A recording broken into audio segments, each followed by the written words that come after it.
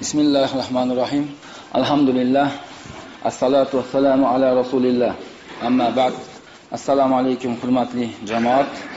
Mana bugun dushanba tongini Payg'ambarimiz sollallohu alayhi vasallamning muborak hadislari bilan boshlaymiz. O'tgan hadisimizda Burayda roziyallohu anhuning hadisi bilan tanishgandik. Burayda roziyallohu anhuning hadisini bir eslab o'tamiz. Payg'ambarimiz sallamdan aytganlarki: "Bashshiril mashsha'ina fiz-zulami ilal masajidi bi nurin tamin yawmal qiyamah."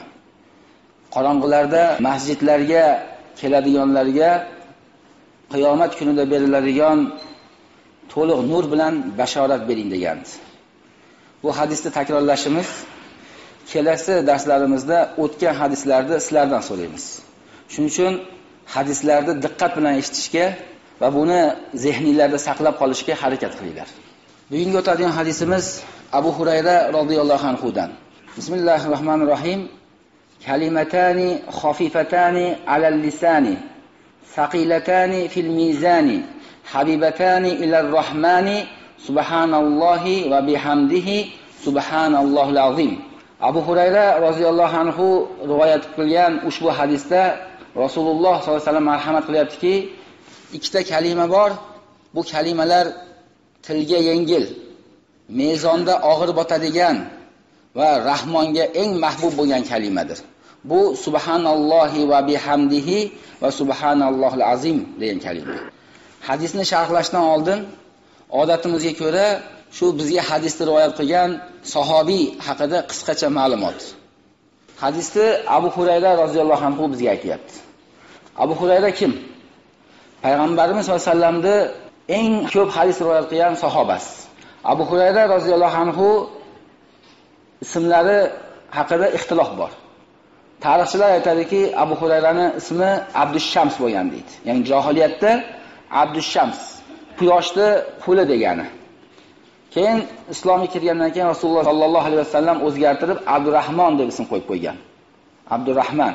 Kunyasi Abu Hurayra bo'lgan. Abu Hurayra Rasululloh sallam ko'rsa bir mushugi bor ekan. Doim shu mushugini yelkasida ko'tarib yurar ekan. Shuning uchun buni ko'rib Rasululloh ham sahobalar ham Hurayra degani mushukcha degani. Shu mushukchani otasi degan ma'noda Abu Hurayra degan. Ba'zi Rasululloh sollallohu alayhi vasallam erkalatib, "Ya Abul Hir, ey mushukning otasi" ham deb qo'yardi. Abu Hurayra roziyallohu anhu asli Davs qabilasidan. Davs qabilasi Yamanda. Shu mashhur sahobiy Tufayl ibn Omir roziyallohu anhuning qabilasidan bo'ladi. Davs qabilasining sayyidi Tufayl ibn Omir Rasululloh sollallohu alayhi vasallamga Makkadagi davrda islomga kirgan va o'zining qabilasiga qaytib borib, qavmini islomga da'vat qilgan. Birinchi bo'lib Tufayl ibn Omirning da'vatiga iymon keltirganlar shu Tufaylning otasi va Abu Hurayra bo'lgan. Abu Hurayra Rasululloh sallallohu alayhi vasallam bilan Madinada hijriy 7-yili uchrashadi. Payg'ambarimiz bu paytda Haybarni fath qilgani. Haybar yahudiylarning mintaqasi. Madina Munavvaradan uzoq, masofasi uzoq bo'lgan joy. Shu yerda fath qilgani ketgan bo'ladi. Abu Hurayra shu o'zini Yamanidan Madinaga kelgan bo'ladi. Keyinda Rasululloh Haybarda yuribdi. Shu Madinada Rasululloh sollallohu alayhi vasallam keyincha turgan. Keyin Rasululloh sallallohu alayhi vasallam qaytib kelganlaridan keyin Payg'ambarimiz sollallohu alayhi vasallamga bay'at beradi. Abu Hurayraning mashhur ishlaridan, ya'ni Abu Hurayra Madinaga onalari bilan birga kelgan. Otasi haqida kitoblarda, tarixda xabar aytilmaydi. Demak, otasi musulmon bo'lmagan. Abu Hurayra onasi bilan birga hijrat qilgan. Lekin Madinaga kelgan onasi u paytda mushrik bo'lgan. Ya'ni Abu Hurayraning diniga kirmagan. Shuning uchun Abu Hurayra aytadiki, onamni ko'p da'vat qilardim deydi. Ya'ni islomga onamni ko'p da'vat qilardim. Rasululloh sollallohu alayhi vasallamning hadislarini aytardim. Onam hech quloq solmasdi. Hatto bir kuni onamni da'vat qilsam, shunday gaplarni aytdiki, Rasululloh sallallohu alayhi vasallam haqida. Men bu gaplarni eshitishni xohlamas edim. Ya'ni hatto Rasulullohni haqorat qildi. So'kdi. Bu gapdan keyin yig'lab yordim deydi. Ya'ni Rasululloh sallallohu alayhi vasallam haqida yomon, nojo'ya gaplarni aytgan onasi. Va ko'zimda yosh chiqdi. Va shu yoshim bilan yig'lab Rasulullohning oldiga keldim. "Ya Rasululloh, onamni da'vat qilsam, onam siz haqingizda shunaqangi bir nojo'ya gaplarni aytib yordi" deydi. Shu bir duo qilsiz, onamni Alloh hidoyat qilsa deydi. Rasululloh sollallohu alayhi vasallam Abu Hurayraning ko'ngli uchun bu gapdan keyin bir duo qiladi. Allohumma ihdi umma Abu Hurayra deydi. Ey Allohim, Abu Hurayrani onasini o'zing islomga hidoyat qilgin deydi. Keyin Abu Hurayra roziyallohu anhu uyiga qaytadi. Uyga kelsam, eshik ichkaridan zinjiri yopiq ekan deydi. Keyin meni taqilatganimni onam eshitdi-da, Abu Hurayra eshik orqasida turib tur deb aytdi. Ichkaridan shu suvni oqayotganligi, ya'ni g'usl qilayotgan bo'ladi onasi. Shuni tovushi eshitildi deydi. Keyin onam g'usl qilib bo'lgandan keyin, ularda davrda bizga o'xshash har xil xonalar bo'lmagan. Gastinli, detskiy xonalari bo'lmagan. Bitta xona bo'lgan. Ha, shunda mehmonni kuzatgan, shunda yotgan, shunda namozini o'qigan, shunda g'usl qilgan. Hatto Rasululloh sollallohu alayhi vasallamning hujralari ham o'ta shunaqa bo'lgan. Alohida hozirgi zamondaqa rivojlanib ketilmagan paytlarda. Kamtarona hayot kechirishgan. Onam eshikni ochdi deydi va boshlariga ro'molini tashab yuborgandi. Kelishim bilan ashhadu an la ilaha illalloh va ashhadu anna Muhammadan abduhu va rasuluhu deb aytdi deydi. Bu gapdan keyin ko'zlarimdan yosh chiqib ketdi deydi. Ya'ni Abu Hurayra Rasululloh sollallohu alayhi vasallamning oldiga chiqib ketganda onasi bilan ichkarida hech kim yo'q edi. Rasululloh sollallohu alayhi vasallamning duolari istajob. Payg'ambarimizning duolari bilan onasining qalbi mana o'zgardi. Ya'ni Abu Hurayra ketgandan keyin onalarini birorta odam da'vat ham qilgan yo'q. Balki shu Rasululloh sollallohu alayhi vasallam duolari bilan Alloh taolo onasini qalbini o'zgartirdi. Shuning uchun aytishadiki hadislarda, bandalarning qalbi Rahmonning qo'lida yoki bayna usbuayhi, Rahmonning ikkita barmog'ining orasida deydi. Yuqallibuhu kayfa yasha, xolagan tomoniga o'zgartirib qo'yadi. Ba'zi odamlar bo'ladi, ertaman musulmon bo'ladi, kechga borib kofir bo'lib ketadi. Ba'zilari aksi bo'ladi. Chunki qalblar Allohning qo'lida. Xohlagan tomoniga o'zgartiradi. Abu Hurayra bu onasini islomga kirgandan keyin yana so'yinib ketdi. Xursand bo'ldi va ko'zlaridan endi quvonch yoshi keldi. Ya'ni inson uchun eng qadrli kim? Insonda, odamda eng mehriboni kim? Onasi. Onadan boshqa mehribon bormi? Va mana shu onasi jahannamga o'tin bo'lib ketsa, bunga mo'min odam chidab tura oladimi? Onasiga nina kirishini xohlamaydi odam. Lekin Abu Hurayraning onasi mushrik, jahannamga o'tin bo'lib ketyapti. Rasulullohni haqorat qilyapti. Shuning uchun yig'lab Rasulullohga bordi. Onam haqiga duo qiling dedi. Demak, bu Abu Hurayraning ishidan hamma o'rganish kerakki, kimi otasi hidoyatda emas bo'lsa, kimi onasi hijobda emas bo'lsa, kimi farzandi islomda emas bo'ladigan bo'lsa, yig'lab Allohdan so'rash kerak. Tahajjudlarda Allohdan so'rash kerak. Shularning hidoyati uchun. Abu Hurayra shuning uchun harakat qildi. Va yana shu ko'zida yosh bilan Rasulullohning oldiga bordi. Bu ko'zdan chiqqan yosh endi quvonch yoshi edi. Mahzunlik, xafalikdan chiqqan ko'z yoshlar, dard, alamdan chiqqan ko'z yoshlar iliq bo'ladi deydi. Quvonchdan chiqqan ko'z yoshlar sovuq bo'ladi deydi. Shu ko'z yoshi bilan Rasulullohga bordida, "Yo Rasululloh, xush xabar. Siz shu duoingizdan keyin onam islomga kirdi" dedi. La ilaha illalloh Muhammad Rasululloh deb aytdi, deb xursand bo'ladi. Rasululloh sollallohu alayhi vasallam kulib qo'yadi. Va aytadiki, "Ya Rasululloh, bir duo qilsangiz, men bilan onamni haqqiga" dedi. Barcha mu'minlarni biz yaxshi ko'rsak dedi. Va barcha mu'minlar ham bizni yaxshi ko'rib qolsa dedi. Shuning uchun Abu Hurayra roziyallohu anhu hamma yaxshi ko'radi. Payg'ambarimiz duo qilgan. Mana yer yuzini qayerida masjid bo'lsa, bu yerda Abu Hurayraning zikri bo'ladi. Chunki Abu Hurayra roziyallohu anhu Rasululloh sollallohu alayhi vasallamning eng hadis ko'p rivoyat qilgan sahobasi. Diniy suhbat bo'ladigan bo'lsa, ilmdan, hadisdan gap bo'ladigan bo'lsa, Abu Hurayrani nomi zikr qilinmasdan iloji yo'q. Chunki mana muhaddis ulamolar hisoblab chiqqan payg'ambarimizning sahobalarining ichida 7 ta mashhur sahoba bor. Bular 1000 tadan ko'p hadis rivoyat qilgan. Ya'ni 1000 tadan ko'p hadis rivoyat qilgan 7 ta sahoba bor. Yana bularning farqi boshqalardan. Hammalarining yoshi 30 dan past bo'lgan. Shularning birinchisi Abu Hurayra. Abu Hurayra roziyallohu anhu Rasululloh sollallohu alayhi vasallamdan 5374 ta hadis rivoyat qilgan. Undan keyin Abdulloh ibn Umar roziyallohu anhu turadi. Undan keyin Anas ibn Malik roziyallohu anhu turadi. Undan keyin Oysha Siddiqiya 2210 ta. Undan keyin Abdulloh ibn Abbos roziyallohu anhu 1660 ta hadis rivoyat qilgan. Undan keyin Jabir ibn Abdulloh, undan keyin Abu Said al-Hudri roziyallohu anhu. Ya'ni 1170 ta. Bular 7tavlari eng mashhur muksirinlar, ya'ni hadisni eng ko'p rivoyat qilganlar. Va bular hammasining yoshi shu Rasululloh sollallohu alayhi vasallam vafot etganlarida 30 dan past bo'lgan. Abu Hurayra roziyallohu anhu Rasululloh vafot etganlarida 27 yoshda bo'ladi. 5374 ta hadis rivoyat qiladi. Ibn Umar 20 ga kirmagan bo'ladi. Anas ibn Malik 20 yashar bo'ladi. 2280 ta hadis rivoyat qiladi. Oysha roziyallohu anha Rasululloh sollallohu alayhi vasallam vafot etganlarida 18 yoshda bo'ladi. 2210 ta hadis rivoyat qilgan.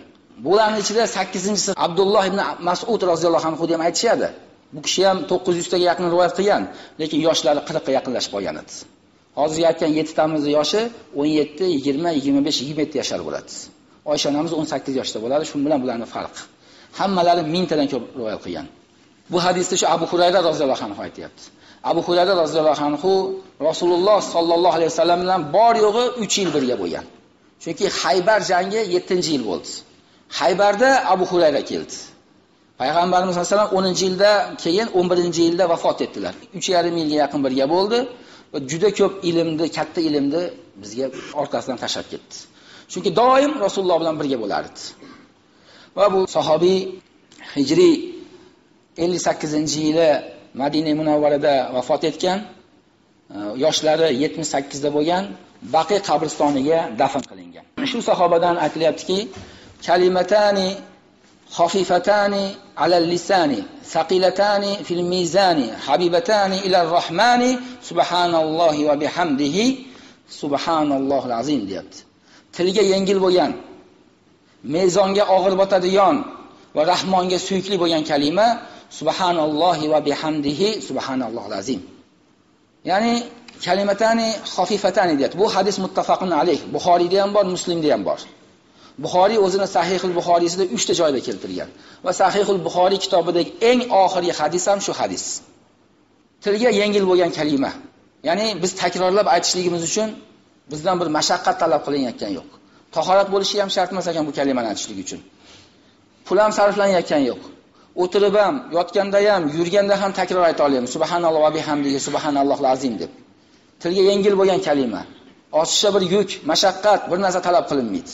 Shunday yengil bo'lishligi bilan birga saqilatan fil mizan, mezonda og'ir botadi. Mezon nima u? Tarozi. Qiyomat kunida amallar taroziga qo'yiladi. Yaxshi amallar ham taroziga qo'yiladi, yomon amallar ham taroziga qo'yiladi. Ya'ni kimdir yaxshi amallari og'ir keladigan bo'lsa, bular najot topadi. Yomon amallari og'ir keladigan bo'lsa, bular xor bo'ladi, sharmanda bo'ladi. Alloh taolo shundan saqlasin. Ya'ni ahli sunna va jamoaning e'tiqodi qiyomat kunidagi shu mezonga, taroziga iymon keltiradi. Va ba'zi hadislarda aytadiki, bu mezonda tarozining pallasi ham bo'ladi deydi. Amallar, hozir qilayotgan amallaringiz ko'rinmaydi. U kunda bu amallarga jism beriladi. Yuk bosadi. Shunga e'tiqod qilamiz, iymon keltiramiz. Ya'ni amallarimizga yaxshi amal bo'lsa ham, yomon amal bo'lsa ham bunga jism beriladi va bu mezonga, taroziga qo'yiladi. Shunda shu subhanalloh va bihamdihi ko'p takrorlaganlarga, shu ko'p takrorlaganligi uchun shu mezonda og'ir bosadi shu gapi. Chunki bu kalima Alloh uchun eng suyukli deyapti. Habibatani ilar rahman. Rahmonga eng suyukli bo'lgan kalima ekan. Doim takrorlab yurish kerak. Subhanalloh va bihamdihi, subhanallohul azim deb. Habibatani ilar rahmani degani shu Rahmonga eng suyukli bo'lgan kalima. Chunki kim subhanalloh alhamdulillah desa, jannatda bitta xurmo ekiladi o'zi deydi. Ya'ni hozirgi kunda odamlar bir olsoti yer chek olishlik uchun nimalar qilyapti? Janjallar bo'lyapti, urushlar bo'lyapti, sotma-sotlar yurilyapti. Odamlar Dubaydan bir 2 xonali uy oladigan bo'lsa, dunyoga jar solyapti maqtanib. Endi jannatdan sizni yeringiz bo'lib qoladigan bo'lsa, bu katta baxt. Qancha xurmoyingiz ko'paysa, shuncha katta yeringiz bo'ladi. Bitta subhanalloh deb qo'ysangiz, bitta xurmo ekilyapti. Demak, bitta xurmo 10 ni sizniki bor. U kundagi, u jannatdagi xurmolarni soyasini eng tez chopib yuradigan chavandoz otlar ham 100 yilda o'ta olmaydi deydi. Shu yerdagi yerlarimizni kengaytirishimiz kerak. Shu yerdagi joylarimizni katta qilishimiz kerak. Buning uchun subhanalloh, alhamdulillah ko'p aytish kerak.